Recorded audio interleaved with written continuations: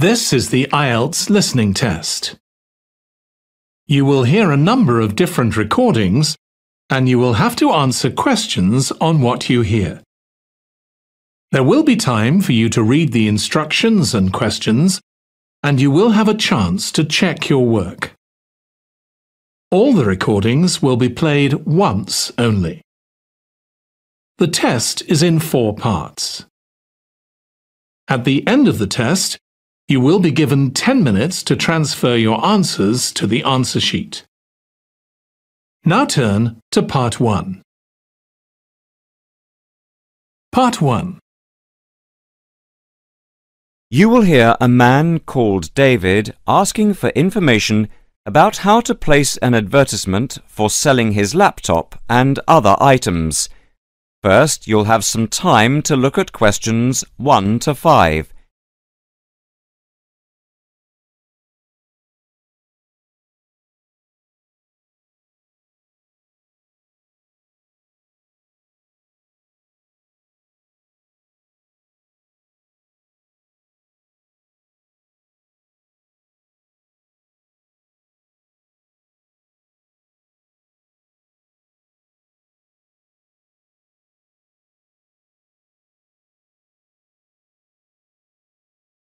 Listen carefully and answer questions 1 to 5.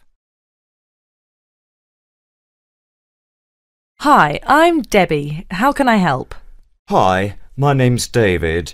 I'm just looking to place an advertisement on the main union notice board to sell a laptop and a few accessories, if that's possible. Sure, that's not a problem. I take it you are a member of the Students' Union? Yes, I am. Right then, I'll just get a form up, and as there is no one around and it looks as if it's going to be quiet for a while, I'll just type the details straight into the computer for you. Thanks very much. No problem. Shall we just title it Laptop for Sale? Yeah, OK. Can you describe it generally? Well, it's in very good condition. In fact, it's hardly been used. Why are you selling it, if I may ask? Well, I've got another one which is much lighter, and I don't really need two. I see. What weight is the one you are selling? It's 3.5 kilograms. That is heavy these days. Can you give more details about the one you want to sell? Right. Well, it's an Allegro, and it's got all the latest programs. OK. What about the memory? The memory is only 0.5 gigabytes. And what about the screen size and the other features? Well, the screen is, let's see, it's 37.5 centimetres with a standard size keyboard and a touchpad, but I've got a cordless mouse that I can put in with it if necessary. Some people don't like using a touchpad. What about ports or holes for attaching things to the laptop? It's got 2 ports. More modern laptops have more than 2 ports for all the extra attachments. They do. Let's see what else is important. Oh yeah, the battery lasts for 2.5 hours, which is okay, but not enough for train journeys. But one thing is that it's not wireless. Right, OK, not wireless. Before you hear the rest of the conversation, you'll have some time to look at questions 6 to 10.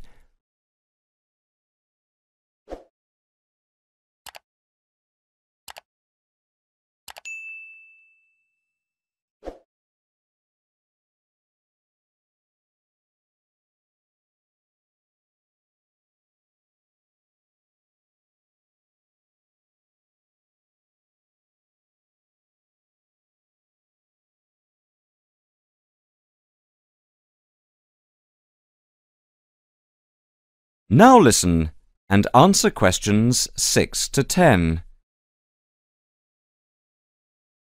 Anything else I can put on the advertisement? There's a webcam built at the top of the screen, and I can throw in a printer, a scanner and headphones, which I got with it in a special deal. It also comes with its own case for carrying it around. Actually, the case is quite smart. I'm hoping these things will help it sell. They should do. Right, I think I've got all that. How much do you want for it? That I'm not sure about. It's worth about £900 to £1,000 new. Yeah, but you won't get that much if it's used, and even if it's in good condition. What about £500? I doubt if you'd get as much as that. More like £200 or £300. If you look at the notice board, there is one on there which is comparable to yours, and it's not more than about £250, I think. As little as that? I'm afraid so. Shall we say £300? OK, put that. Can I take some contact details for the advert? The name's David Bristow. Bristow? Yes, that's it. And a mobile or email? Both if you want. That's 09875 423387. That's it. If you send the picture, I'll add it and print it out and stick it up for you. OK, I can get that to you today. Right, I'll type in here, advert placed the 22nd of October. Fine, and good luck with the sale. Thanks.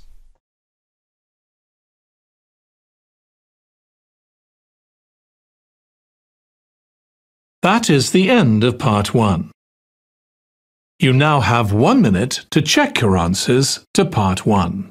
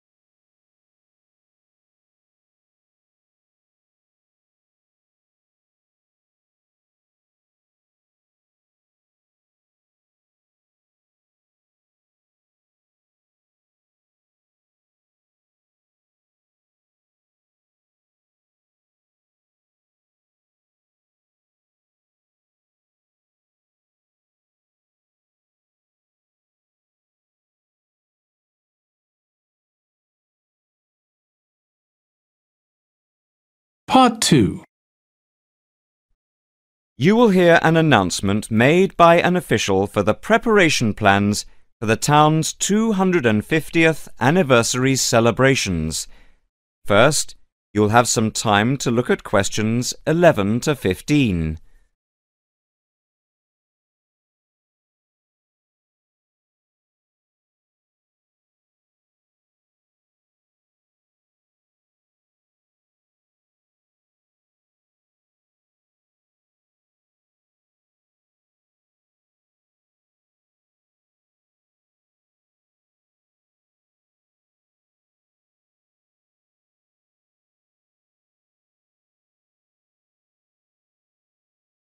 Now listen carefully and answer questions 11 to 15.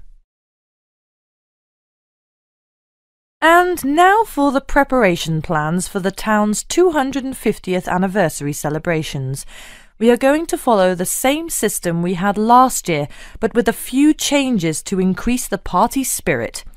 First of all, this time we are going to make the concert on the beach open to everyone without charge. This is because we have been given money by the council for the celebration, and also because last year we had so many problems with keeping people out who had not paid. And on top of this, people will not have to pay for refreshments either, as these are being donated. Right now, we are going to divide into 4 teams. The first one, the beach team, will be responsible for cleaning up the beach on the Saturday morning, picking up litter, bottles, plastic bags, wood, and anything else that's lying around. Everyone is meeting at the beach shop at 8 a.m. It's an early start, but we want to give everywhere a good, thorough clean. We have had permission from the council to close the beach to get it ready for the anniversary celebration on Sunday. The second team will be responsible for setting out seating in the square for the speeches and prize giving. Again, an early start is preferable, but the vans with the seats can't be there until 9 a.m, So shall we say that everyone should meet at the village hall at 9:30? Starting then will allow extra time if the vans are late. Before you hear the rest of the talk, you'll have some time to look at questions 16 to 20.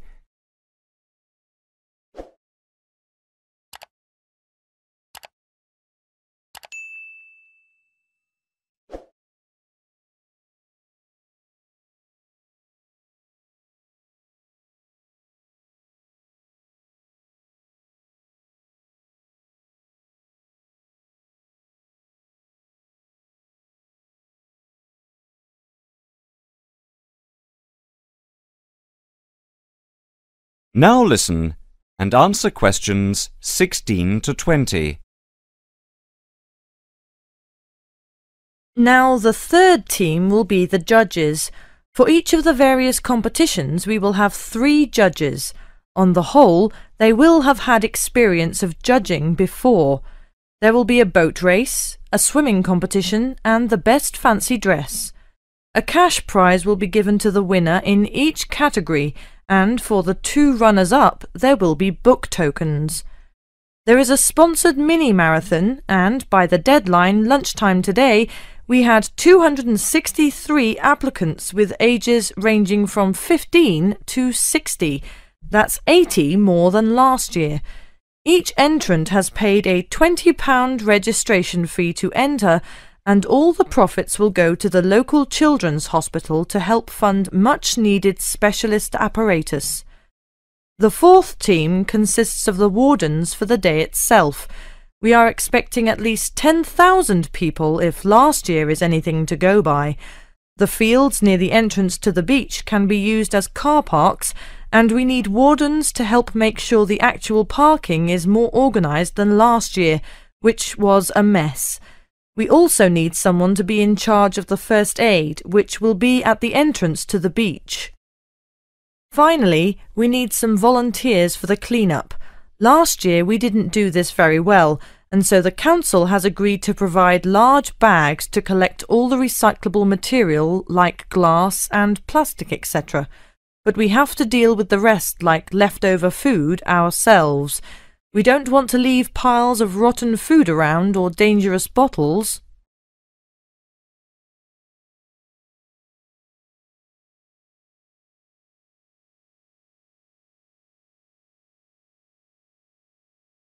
That is the end of part 2. You now have 30 seconds to check your answers to part 2.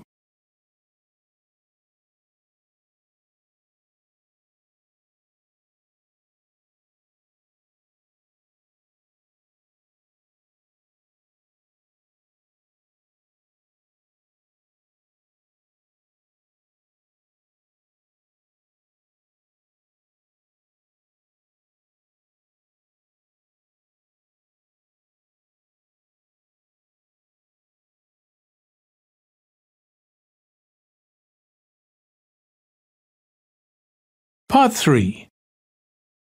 You will hear a tutor and a student discussing a research project.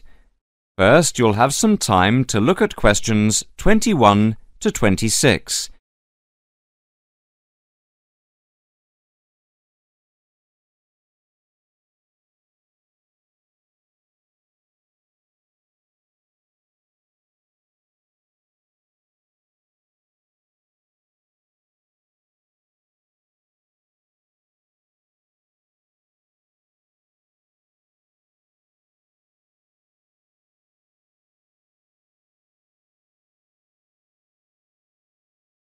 Now listen carefully and answer questions 21 to 26.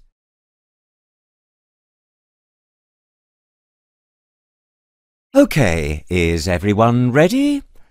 Over the past 2 weeks, we've been listening to different students giving a presentation on their research projects. So, for this morning's session, I'd like to invite Susan to take the floor.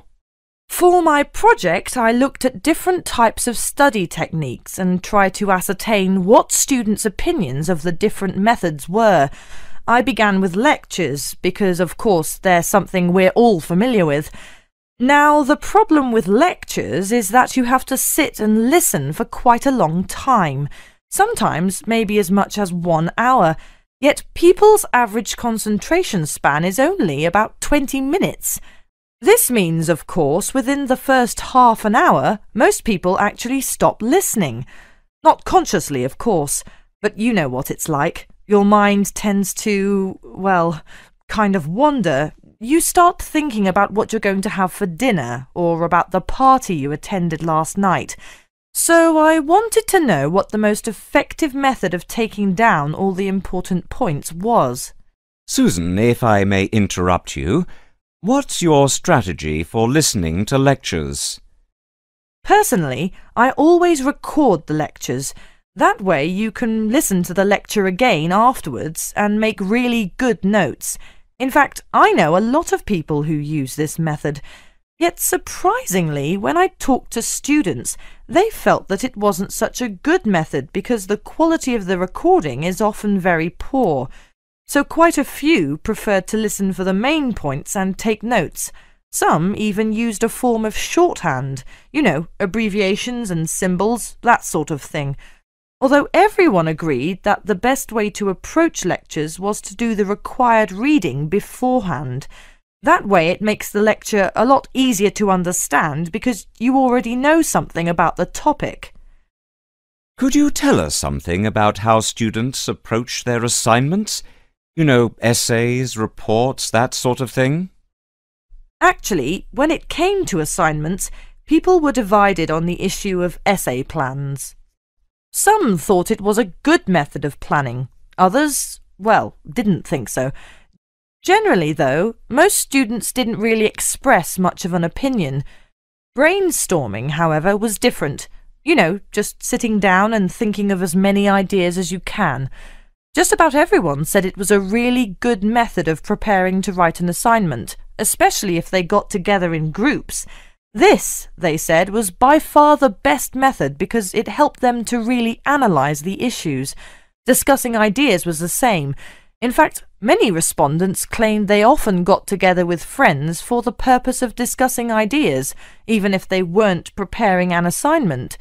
They said it helped them to understand the lectures better and, surprisingly enough, get better grades in their exams. Now, reading, like lectures, is a necessary part of student life, and we all know how much time we spend with our head buried deep in a book.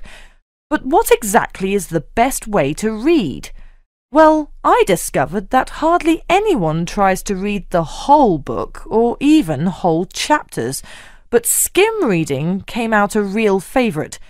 The majority of students I spoke to, in fact, found this to be a really effective technique because it saved lots of time and it meant they could absorb far more knowledge this way. Before you hear the rest of the conversation, you'll have some time to look at questions 27 to 30.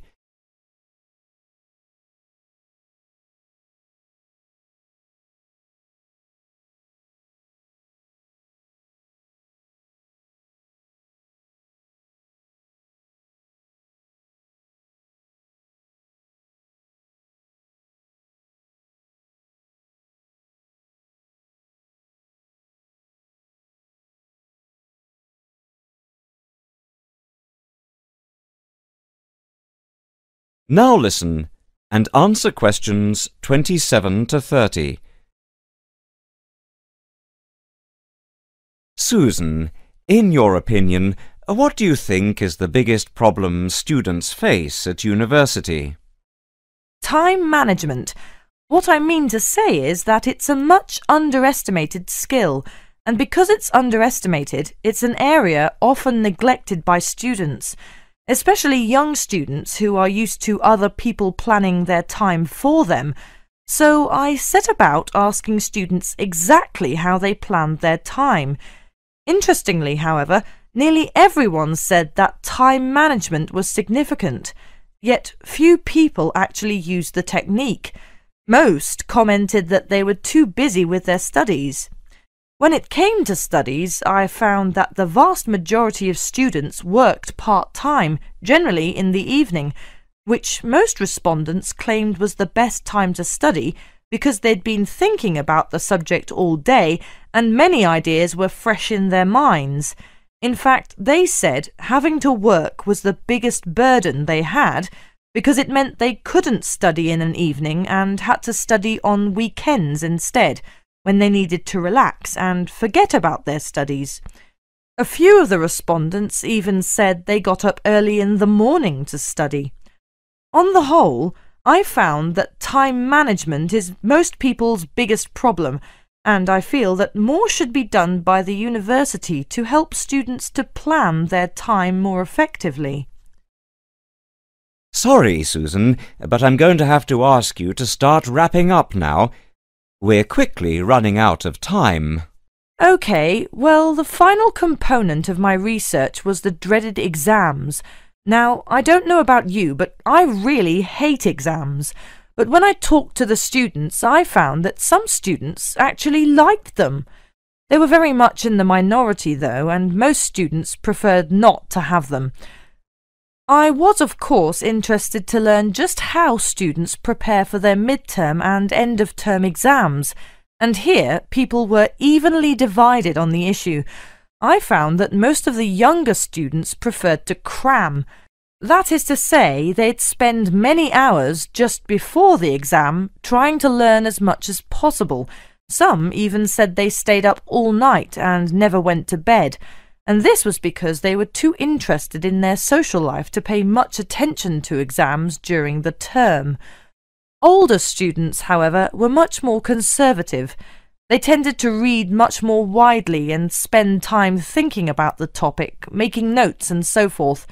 They did revise, of course, but they rarely spent time cramming. Cramming, they said, is of no use because you only remember the information for the duration of the exam and forget it afterwards.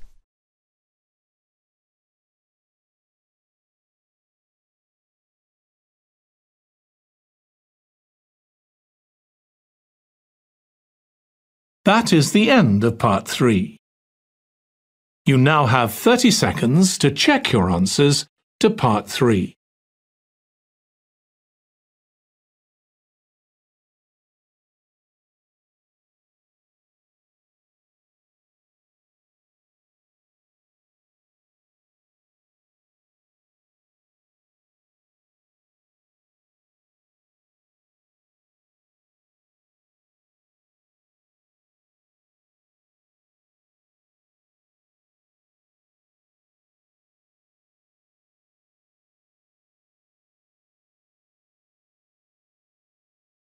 Part 4. You will hear a student talking about a survey conducted among people of different age groups to find out how architecture may affect people's lives. First, you'll have some time to look at questions 31 to 40.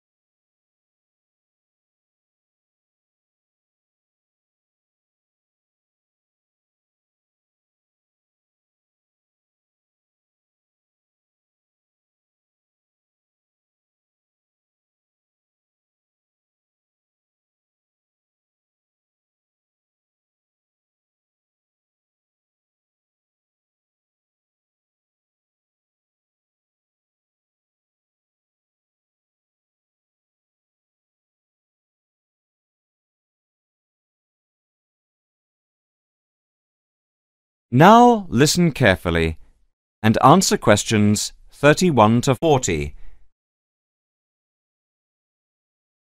My group has been doing a project on the importance of architecture in people's lives and whether it has any impact on the lives of people in general.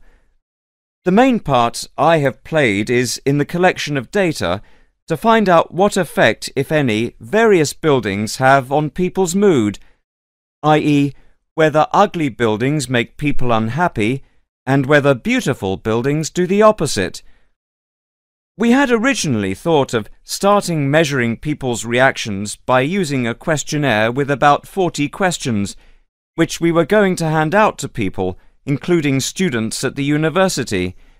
But we were worried that doing the questionnaire would be too time-consuming for people to fill in, so we gave up the idea. I then asked several of the postgraduate students for advice. One of them came up with the simple idea of showing people images of various buildings from different eras and styles instead of giving out the questionnaire, and asking them to indicate how they felt on a scale of 1 to 5 about the images, where 1 was unhappy and 5 was very happy. People would also be given the option of not saying what they felt. Using the scale meant that it would be much simpler to record people's reactions. I decided to follow this advice, and so the first stage was to collect a large number of images. I used Google to print off colour images of views of houses and apartment blocks where people live, and different types of buildings where they work. I started with about 30 or 40 and reduced them to 10 images. Media resources in the Amory building at the Judd Street branch of the university helped me produce the final images. I had them blown up to A4 size, and we used colour rather than black and white to make the detail on the images clearer. We made 5 sets of images, and for protection when handling, we pasted the images onto hard card. Then, using a machine to wrap them with plastic, we laminated the cards. 5 of us targeted different age groups. We went to a local school where we obtained permission to ask a group of teenagers between 11 and 18. We also asked a sample of the general public, including tourists from all over the world, as they exited the Tate Modern in London, what they thought. We aimed to ask people from different age groups, namely 20 to 40 and 50 and over. What our group learnt most from the project was first of all the value of teamwork, and secondly, we found that we had to appoint a leader to stop us pulling in different directions and falling apart, so this turned out to be an invaluable lesson for all of us. As to the findings, for us they proved intriguing. In the end, the sample consisted of 311 respondents. I thought initially that people wouldn't be interested in taking part. With the youngest age group, their reaction was very mixed. It was clear that the youngest group had no pattern of preference at all, as they frequently gave no reaction to the pictures. For the 20 to 40 age group, we found that they tended to score more in the middle range, around 3. We found that out of the 3 groups, the most likely to be favourably affected by the images, that is, they were more likely to score the images as 5, were those aged 50 and above. And nobody in this age group failed to say what their reaction was, which was unique for the 3 groups. In total, I have to say that about 71 people indicated that they had no reaction at all to an image. Our general conclusion is that we need to find out more about why people react as they do, by perhaps giving them a chance to give reasons for their decisions. I would like to finish there and give my teammates a chance to add anything I have missed, or take any questions or suggestions.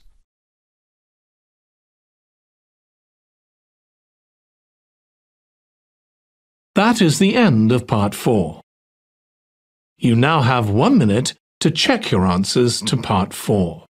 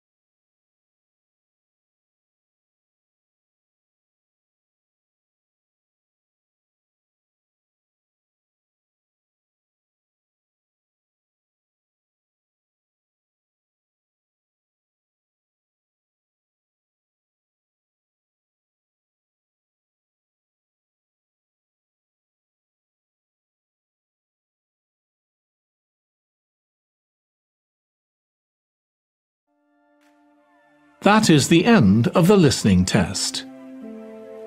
In the IELTS test, you would now have 10 minutes to transfer your answers to the answer sheet.